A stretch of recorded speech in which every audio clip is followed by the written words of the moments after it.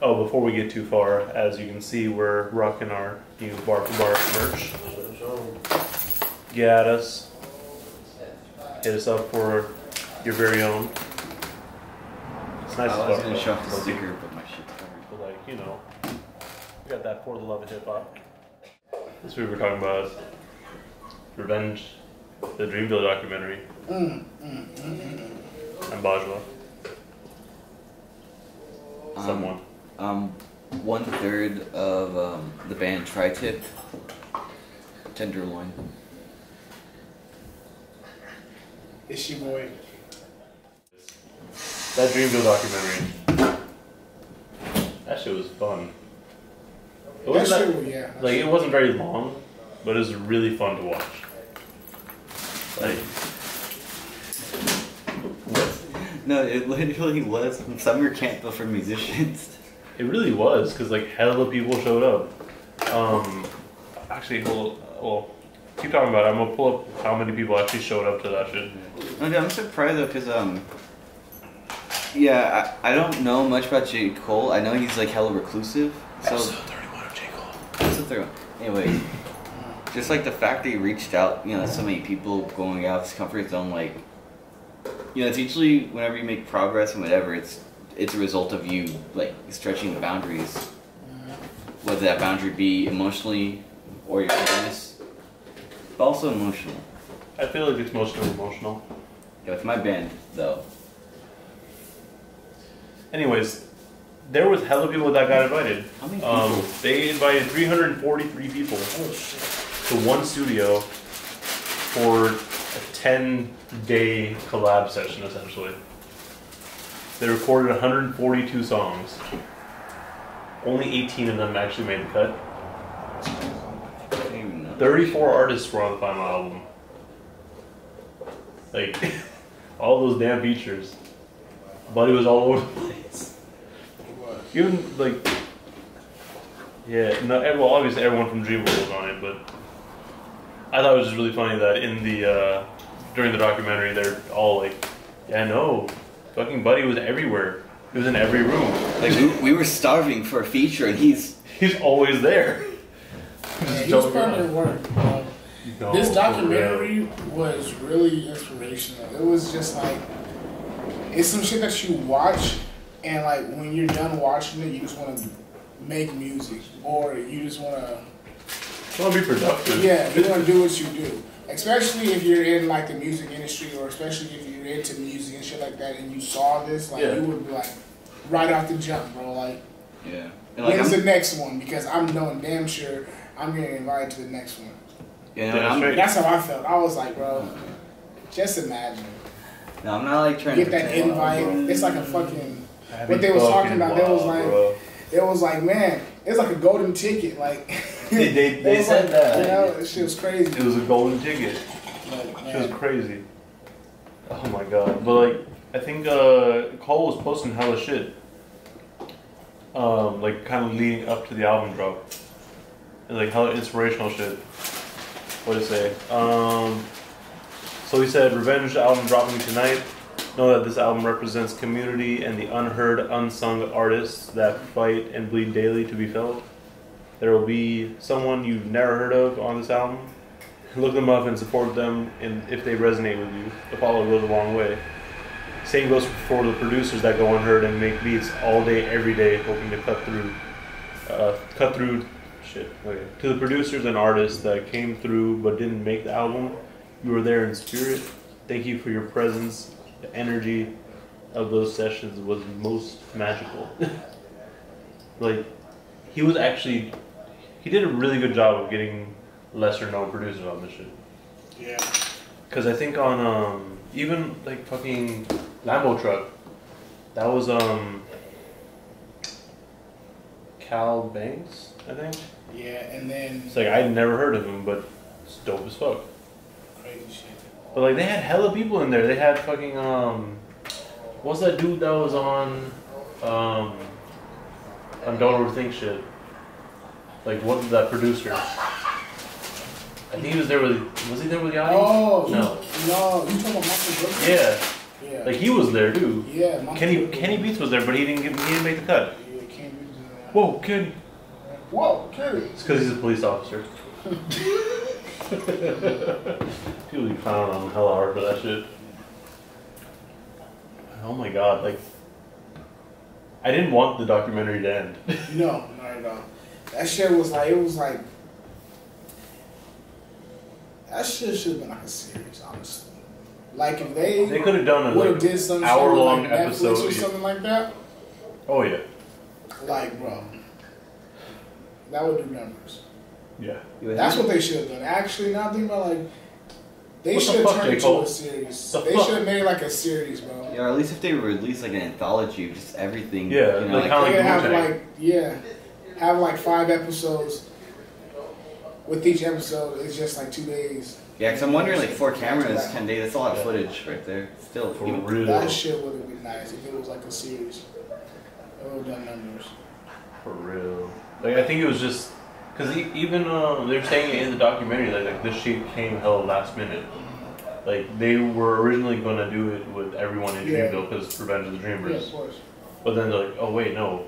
Let's get all these motherfuckers in here. yeah. But they only decided that like, the day they got there. Yeah. No, like 1/30th of that was fucking Dreamville. Well, yeah. Shit. Hella motherfuckers on this shit. Yeah, but this for sure, like in my opinion, it for sure brought a lot of rappers, singers, producers. You got your mixing engineers. You know, like Yeah. it just brought them all together to know that. They also invited Jid's cat. Wait, what? Jeez. They invited Jid's cat. His name is Frank Ocean. That's great. Yeah. No, but it's cool though. Yeah. It's a good opportunity, I felt, and it was just, man, like that's something that you can't recreate. Like there would never be something that impactful as terms of just like the first time coming. Like Right. that set it off, and now it's either you top that or you don't even try to touch it. You know, the weirdest thing really with the artists that weren't featured, like this was probably pretty huge also just as a development for them, or development. Yeah. Yeah, because it was just an environment where, yeah, you're literally surrounded by your role models. Like, and you're trying to shoot them down by outdoing them. Yeah. it's just like I think we talked about that when we were doing our reaction shit. Like, Yeah. it sounds like It's it gonna be feels like everyone's just competition. gonna be Oh, it's fine. like you want to one up everyone. You want to get on that track. What's crazy to me is like I didn't realize that there were multiple rooms that they were recording in, and that it wasn't really like it was kind of organized, but it was also just Yeah. kind of chaos too. Yeah. Because you had people like, oh shit, there's no room for me to record. Yeah. So like they'll just pop into a room. If they feel the beat, they're like, I'm on it. Which I mean that was pretty cool too though. It just set that tone of like, you gotta stay hungry, bro. You gotta Oh, stay yeah. hungry, and if you want to get on this, you gotta be aggressive. Which is what they were saying, like, bro, like, look, bro, this is a room right here. You gotta get in the room, get your flows out. So Exactly. Like you can't hesitate. Can't hesitate. You can't be in that bitch for about like 5 hours, just doing nothing. That's the thing too, like you can't like just be there, like what I forgot. I think it was Kenny Beats said like you can't just like be there. It's like yo, what's up? Hey, and not be chill. You have to be aggressive. Yeah, the like whole way through. if you want to be on that track, you've got to force yourself into it. That's how like there's just so many people there. There's like two points at which I was just like hella hype. Actually, it might have just been the same thing now that I think about it. But it was when they're like recording Wells Fargo. Oh yeah. That shit was hella fun. Yeah, that shit's Like everyone was in like what looked like the smallest booth. And they're all jumping around. Fucking Johnny Venus had the light like, and Buddy's hanging from the wall and shit. That's for sure. I mean, Right? for 1993, it's But- funny because you're seeing like the conception for the whole idea for the song. Since 1993. Like you're watching it, something we like thought up. Like you're watching them think up. Exactly. That shit was That's a genius ass song. That shit was so funny though. But like that's what I really liked about this whole thing, cause like shit was so. It was everything was fun.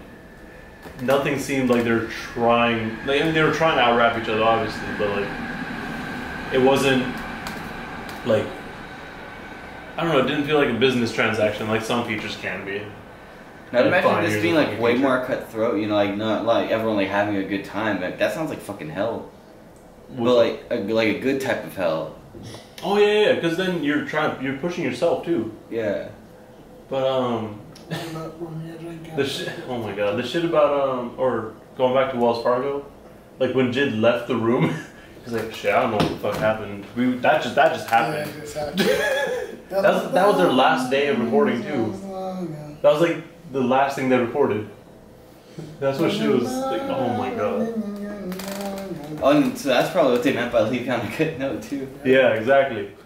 Yeah, that Wells Fargo shit was going in, bro. It's just crazy because like you get to see certain artists that work well with a lot of artists. Yeah. Like with Jid. That shit he had with T.I. That shit was actually, I forgot about that track. That shit was pretty good. And he was talking about he had this white girl. But like that's And what's then cool she though. asked, can I say nigger? Kid you not, bro. That's what he said. But like that's what was cool because like you got artists who wouldn't normally like be on the same track. T.I. Yeah, because I'm saying like, dude, Like T.I. T.I. is lie, bro. That's a random ass feature. Because He has the like, OG though. He'd be like, nigga, get this old ass nigga out of here, bro. Like, that's what you thinking, bro. But when you hear it, like, T.I. still got it. Oh no, he does. T.I. still got it. Okay, tip. I'm sorry for saying your album wasn't good, T.I. Ooh, I forgot you said that. yeah, they were saying though like all the you gotta different bring it studios. up. You were my area, like. They were saying that they were all like giving off like different vibes and shit though, like because everyone's like just so fucking different, honestly. Yeah, that's what was cool too because like no two songs sound the same because everyone had their own style. You know what I wanted to hear though, because in the documentary, you got Vince Staples. Yeah. And I forget who he's talking to. Whoa, I think it's not. I think he's talking to like Johnny Venus or I think it's Dr. Duck. He changed his name to Wild Great. Oh, for real? He's Wild right now? Okay, well, he was talking to one of the Earth Band members, and like one of them was like, "Hey, bro, let me go first." And then Vince's like, "Bro, trust me, I got you. Oh, I got a yeah. whole concept. Well, I wouldn't let you down." Bro, that's gonna be on their shit. And then I'm just like, where's this track at? Because there's no Vince Staples featuring Earth Gang or none of that shit. I'm just kind of like, yeah. But the documentary, I feel like it It did a hyped up really the good album. job, yeah. But I feel like the documentary should have been a series. I should wish have it was been like longer. a doc series. One of my favorite parts about the documentary though, as at the beginning. Hey J. Cole, let me get a picture with you. Hey, J. Cole, let me get a picture. Hey, bro. Hey bro, I'm around. I'm here. Yeah, I'm gonna go do this, but I'm here. Hey, you know what's funny? Because I was reading like the comments, and there was one comment that was like, one person said, "Legend has it that guy is still waiting for his picture from J. Cole." And I died because I was like, I didn't even really like see, like That was such a small part it of was it. just like such a small. And he's probably just Like shit. fucking waiting, bro. Just imagine. That's fucking wild. Oh, that other thing when Jid was doing Down Bad, Yes, and like Boz even said like he tweeted like, bro, when I heard that shit, I had to be on it. bro. But then you saw him walk in while he was recording, like. Bro, So Cole said he wanted, like, he kind of found himself like taking a backseat to hella shit. yes. So like he wouldn't work with anyone else outside of his camp. Yeah. And then he's like, well, I don't want to go back. I don't want to look back and regret it. Right. So I mean that's like, oh, That's yeah. real. That's real. Because it's like you think about all these old heads, which now I can say J. Cole is starting to become an old head. He's the middle child. Yeah. That's a good ass metaphor actually. That's what that whole song was about. I didn't even really catch that.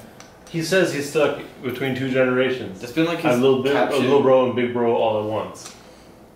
That didn't really hit me. Like, honestly, like that shit just makes so much sense now because that's what he's middle child, like crazy shit. He's like right in between. First, I was thinking like, bro, like, you only have like one brother. You took it too literal. And I'm just like, what do you mean? Like, you talking about like. Anyways, And what was related to middle child though? I seen this shit on Twitter, I think. We were like, nobody. J. Cole, hey, you want to hear Middle Child again? Yeah. No, dude, all his captions though have just been shouting that like track out specifically though. Yeah. Middle Child's hard, but I didn't really like how it was on like. They should have bumped it up one more BPM. Yeah. He was like, did you change this shit? Did you change this shit before you sent it to me? He was like, keep it real. Nah, He but was so offended. nah, but one thing that really got to me though, he also said, he was saying that like the first like 2 days, he wasn't really in like a mindset of just like writing. He was in more like a mindset of being like The manager. yeah, just like the manager, making sure everybody's straight and stuff like that. You got your sessions, you cool. And then he was like, he's been feeling hella like not inspired, like he was. Or like he had writer's block almost. Yeah. And then he was like, He's once like, he you know got out what, that mind state, he was like, bro, I need to snap, because he wasn't thinking in the terms of being like an artist. It was more so just being like a label owner. It was more in terms of thinking like DJ Khaled. Yeah, yeah. You know, just being Like a an DJ executive Khaled, producer. just trying to get everybody on the track, chop the beats out. One thing that was kind of like funny to me, but it wasn't really funny because, well, a lot of producers know the struggle, but he's in like a session with a producer, and he's playing him like some beats and stuff. Yeah. And he was all like, No. nah. And then I was just like, fuck. Just imagine, bro, like, you get invited, you gotta bring your A game, and you're just like, nah. Right. Like, that shit. That was kind of funny, but it also. But that's a humble experience, though, because, like, it just makes you go harder. Yeah. It makes you go harder, and, like, okay, bet.